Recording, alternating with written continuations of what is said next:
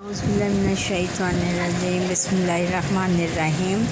السلام علیکم کلاس 4 ہم نے پچھلی نشست میں پڑھا تھا مثال معلم کی، ہم نے ریڈنگ کی تھی۔ آج اس کے ہم الفاظ معنی دیکھ لیتے ہیں۔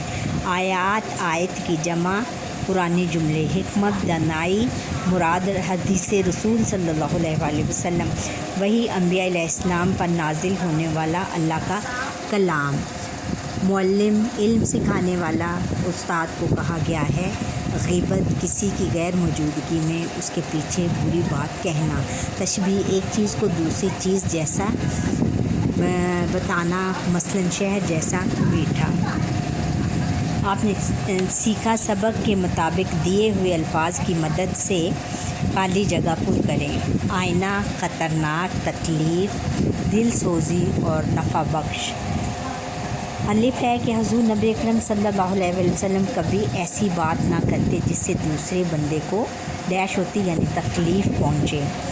بہترین علم وہ ہے جو ڈیش ہو، نفع بخش ہو۔ آپ صلی اللہ علیہ وسلم نے فرمایا، مومن کا ڈیش ہے، آئینہ ہے۔ یہ زبان سب سے زیادہ ڈیش ہے، خطرناک ہے۔ آپ صلی اللہ علیہ وسلم کے لہجے میں محبت اور دل سوزی ہوتی۔ آگے ہے کہ دیے گئے سوالوں کے جواب لکھیں۔ خانہ کعبہ کی دیواریں اٹھاتے ہوئے سیدنا حضرت محمد صلی اللہ علیہ وسلم نے کیا دعا کی تھی؟ خانہ کعبہ کی دیواریں اٹھاتے ہوئے سیدنا حضرت ابراہیم علیہ السلام نے یہ دعا کی کہ اے اللہ، انہی کی قوم میں سے کوئی ایسا رسول بھیج جو